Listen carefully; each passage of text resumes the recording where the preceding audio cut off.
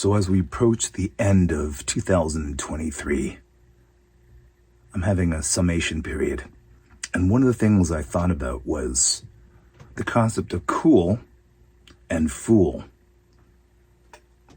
Now, in the tarot that I used to study about 20 years ago, card 22 is the Fool card. And what's the phrase that goes with the Fool card? Who stops you? Who stops you? And you know what the answer to that is? Well, you, of course. And I'm going to apply that to the rebirth or renaissance that I've had in 2023 with 3 different areas. One of them I've been doing for quite a long time. The first one is singing. Now, I was a child singer, sang in public school, but because I played a lot of sports, it wasn't considered cool. By the way, this is a face mask. I'm clearing out my pores, starting fresh for 2023. I'm not trying to do some version of blackface before I get canceled. So, I was a childhood singer. I just naturally loved to sing. I loved singing Christmas carols. And I noticed that I'd be selected to sing leads in choirs and school plays when I was in grade 1. So by grade 2, I was really getting into it. But as I also started to play a lot of sports, I found that I was teased by grade 6 and grade 7. Teammates would tease me about singing because they used the term at that time it was gay, meaning it was very effeminate, not masculine. And they would make fun of people that sang in choir because choir boys were gay boys. So, being a person of color and wanting to fit in, having a low self-esteem, trying to find out who I was, trying to be cool, I stopped myself from singing. Basically said to my mother, I'm not singing anymore in choirs or plays because people are teasing me. I wanted to be cool. I wanted to fit in. But that cool was me being a fool. That was me stopping me. Now, about 25, 26 years later, I would eventually try karaoke, which was the first real public singing I'd ever done. And I was very nervous. But I knew inside that I could sing because I'd been singing without any training from the time I was a young boy.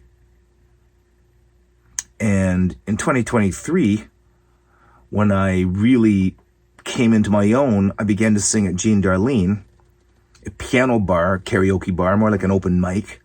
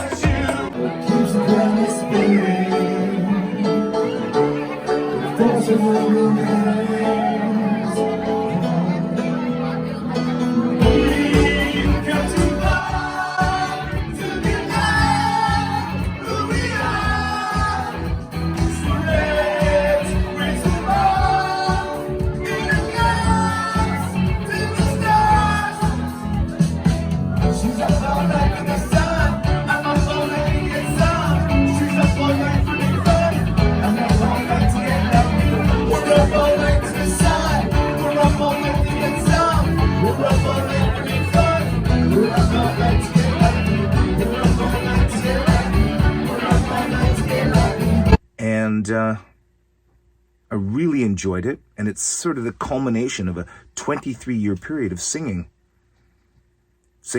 karaoke from a monitor, to singing live band karaoke with 4 or 5 different bands over 10 years.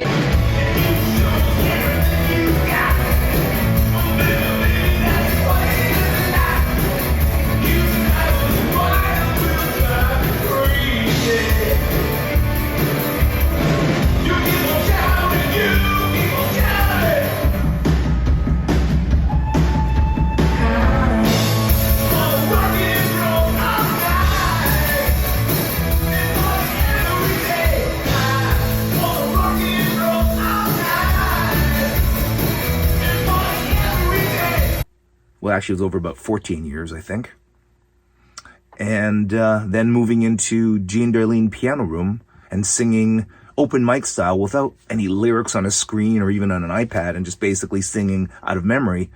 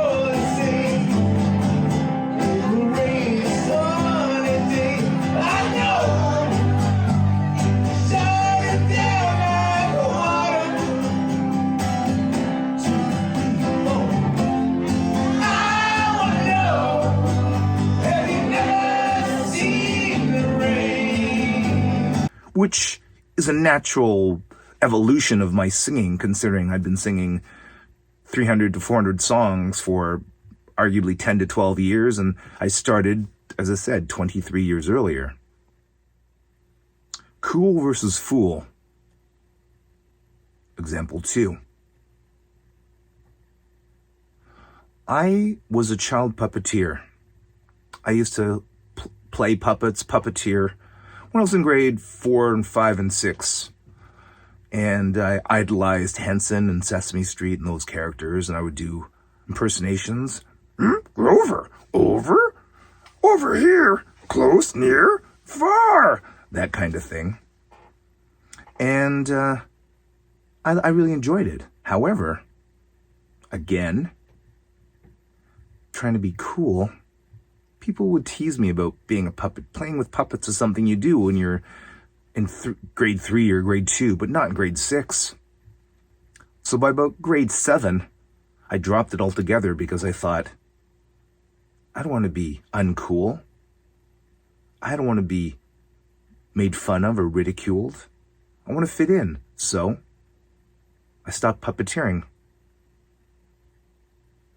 Arguably, until 2023, when my buddy, I think it was in just about 2019, I was online late night one night and I saw this guy right here, who I named Brett Buttons, because of his buttons. Hello, hi, how you doing? A very enthusiastic, splitting my voices there, a very enthusiastic puppet, young, I made him a teenager, and he began to rock star sing. Yeah, I'm singing with bands. He began to sing with, mostly with Good Enough Live karaoke.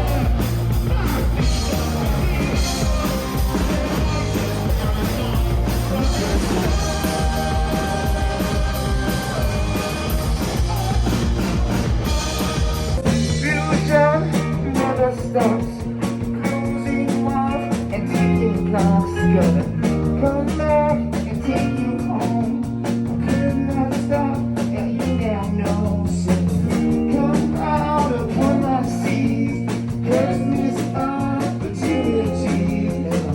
I'm part of the cure, I am not part of the disease. Singing.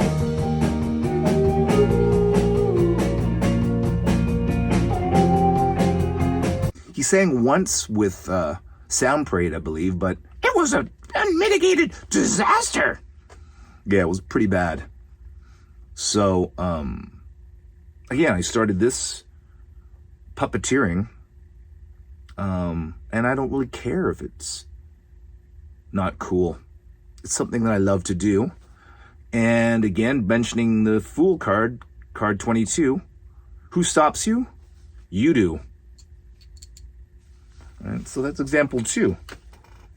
I took up puppeteering again in 2023, something I loved to do as a child and personally had stopped myself from doing for, God, over 40 years. Crazy. And example number 3. When I was about 11 and 12 years old, I had a Super 8 camera and I used to make short films. And I really liked it. I started off in basic single frame animation, claymation. I would move these little Play-Doh figures around with my cousin, an older cousin. And I also did kind of very simple storytelling. I was incorporating frozen camera, stop-start kind of trickery to create superheroes that would say a word, because it would say zap, and they would change from a mild-mannered kid to a superhero. And that was like my special effects. But, for 13 or 14 years old, it was kind of ingenious. And again, this was in a time when filmmaking was sort of expensive for a little kid using Super 8 film. So I didn't make a lot of films, but I did do it. I did like making films. I sometimes designed films to be played backwards, and I understood the concept of people flying back up onto tool sheds they jumped off of, and all these kind of special effects. And I was doing this when I was about 12 to 14 years old. I stopped around 15 years old, but then again, I took media in high school, and by 16 years old, I was once again making Super 8 movies. But around, 17 years old, I thought it wasn't cool again, and didn't think about it again until I got into university, at which point I was in film school at York University, and again, within 8 months, I'd be making films again. But by third year of university, I was too cool to really put my thoughts down and write a script, so I ended up not becoming a director, taking the second job that was given me, which was a DOP, which seemed like a natural job considering I was naturally visual. I seemed to be decently talented at it, and my father was a DOP. But I would spend the next, arguably, 20, 25 years being a DOP without really making a lot of my own movies. I did it a few times. I did it once. I had a little burst in around 2004 to 2006. I was making quite a lot of short films, and then I put it away again because it wasn't cool or whatever. However, in 2023, I would make 8 of my own short films that I was also acting in them. Acting's, again, something new. Something I did again in school plays as a child, but I hadn't started that until 5 years ago when I was in Warren Pisanota's Things I Do for Money. And making films as a writer-director, although I wasn't acting as a little kid, as far as in being my own movies, because I was just shooting them. I was writing and directing and sort of shooting them. So I would take that up again in 2023. And again, produced 8 short films. At the same time, I was acting in 5 short films. They were a Kurosawa tribute film, a film called Newly Dead, Adam Daniel Mazet's Howling Circus, McCandless and Blunt and Toledano. I was in Josh Gofton's pilot for his TV series. I worked with Elise on a pilot for another TV series. I was in my first music video.